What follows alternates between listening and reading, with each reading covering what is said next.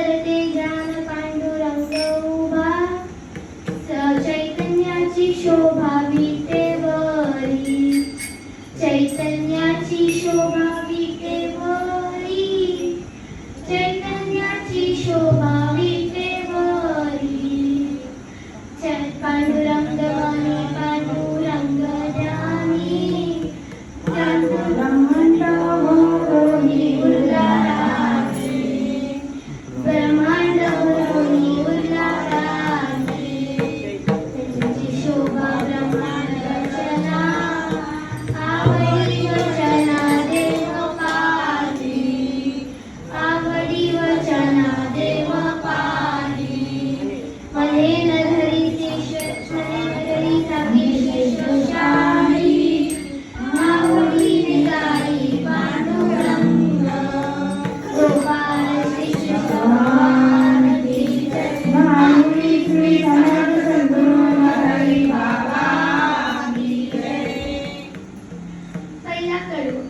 सुंदर ते ध्यान पांडुरंग उभा, चैतन्याची शोभा विटेवरी.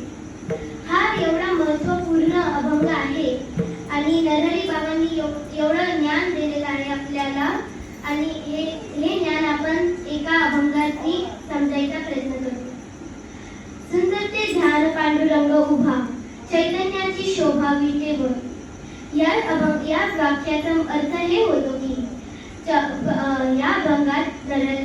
वाक्यात नरहरी बाबांनी म्हटलं आहे की विठ्ठल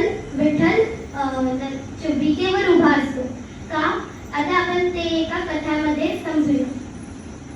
एक भक्त पुंडलिक जेव्हा त्यांच्या आईबाबांची सेवा करत होते, त्यांच्या आईबाबांची सेवा सोडून काहीच दिसत नव्हतं.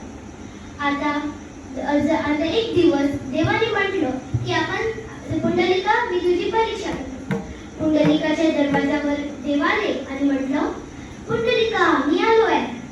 पुंडलिकाने म्हटलं की थांबा देव, तुम्ही जे आले ते खूप छान झालं, पण आता मी माझ्या आईबाबांची सेवा करत आहे, म्हणजे हातपाय दाबत आहे, ते झोपल्यावर मी येतो.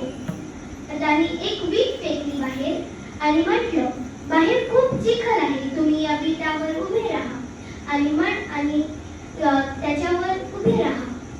आता ह्या एकाच वाक्यामध्ये आपल्याला किती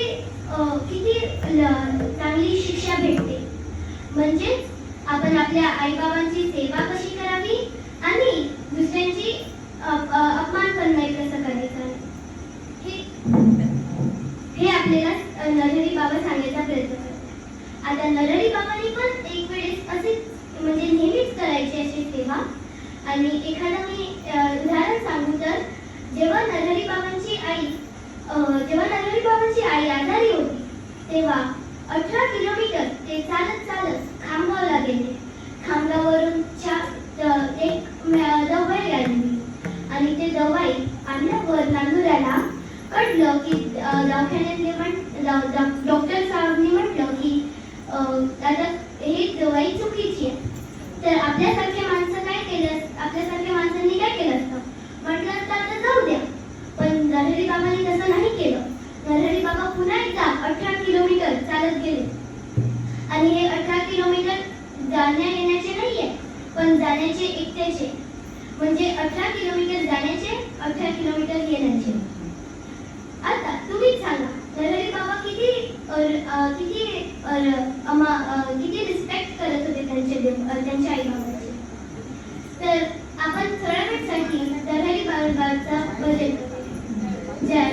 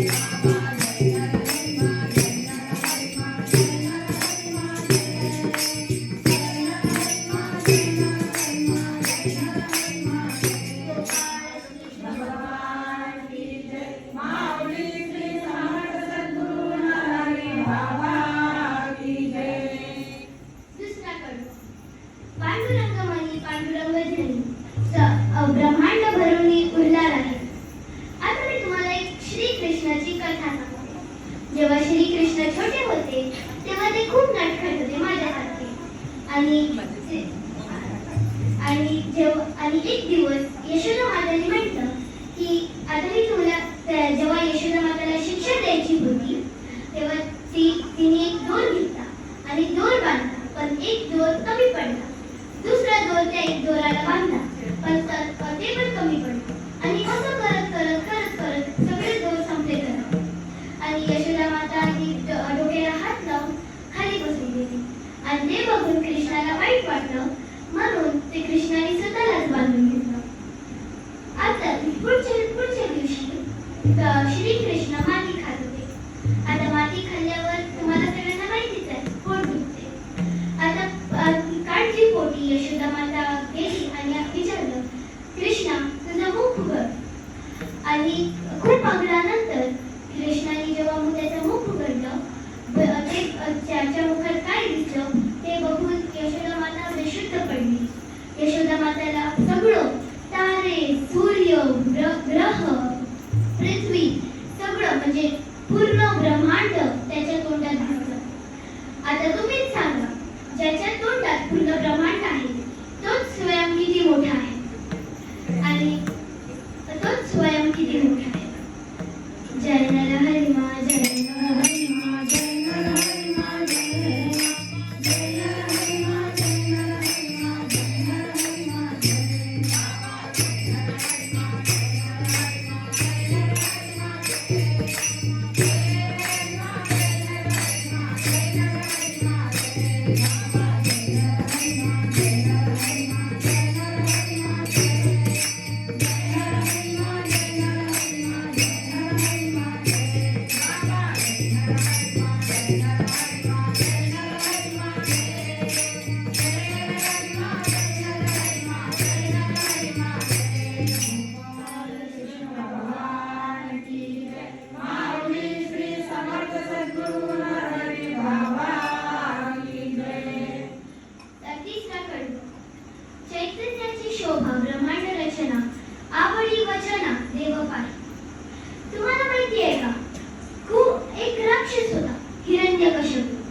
त्यांनी एक दिवस अशी सांगितलं सगळ्यांना की आतापासून देवाचं नाव घेणं बंद करा, कारण की आतापासून जे पण कोणी माझ्या राज्यात आहे त्यांना देवाचं नाव घेणं अलाउड नाही.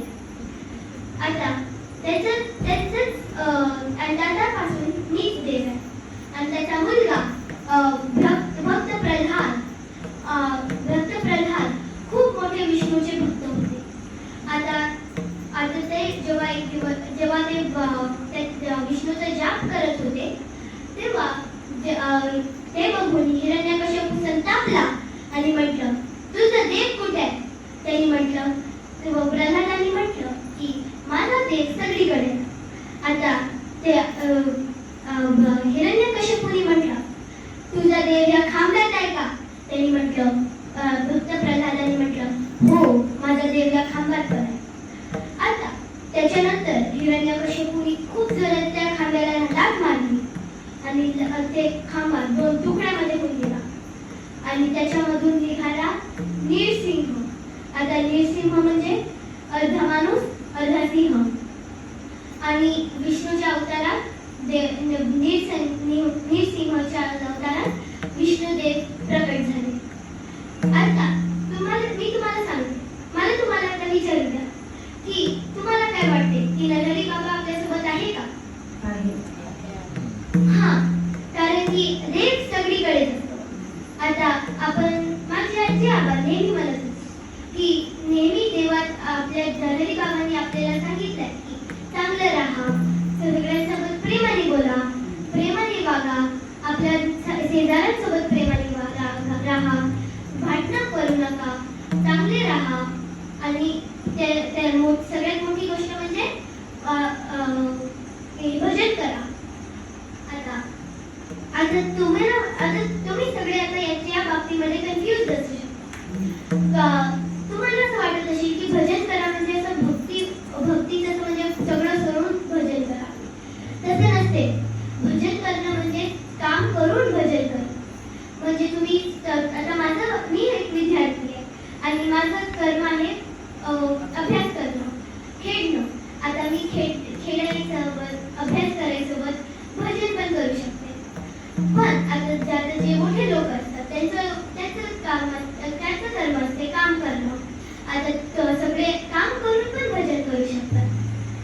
आता हेच आपल्याला नरहरी बाबांनी आपल्याला सांगितले आहे. आणि नरहरी बाबांची सांगणी एवढी मोठी एवढी कठीण नाहीये, सोपीच आहे. फक्त तुम्हाला ते समजायला. आता आपण नरहरी बाबांनी म्हटलेलं तसं थोड्या वेळसाठी आता पुन्हा एकदा आपण भजन करू.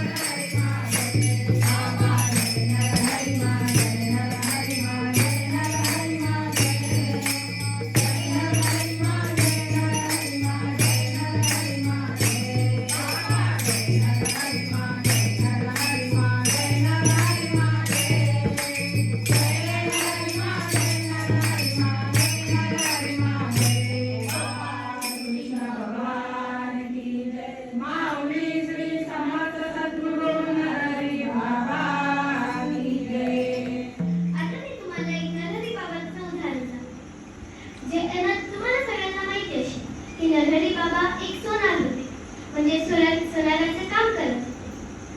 आता एक दिवस त्यांच्या खिशात एक सोन्याचा तुकडा होता आणि त्यांचा खिशा फाटलेला होता. आणि असेच पावसाळ्याचे दिवस होते, म्हणून सगळीकडे चिखल होता.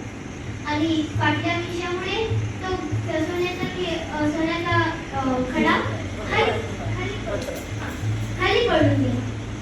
आता आपल्यासारख्यांना असतं तर मग एवढ्या चिखलात कोण शोधत असतं, हो ना? पण नरहरी बाबा एवढे इमानदारीने आणि कष्ट घेऊन काम करत होते की त्यांनी पूर्ण चिखलात शोधला आणि कष्ट घेणं सोडलं नाही जोपर्यंत त्यांचा सोन्याचा पत्र भेटला नाही. आता असेच आपण कष्ट घ्यायला.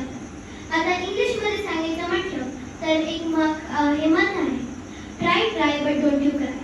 म्हणजे आपण खूप वेळा प्रयत्न करावे पण कधीच हार नाही मानायची. आता हेच आपल्याला नरहरी बाबांनी सांगितलेलं आहे.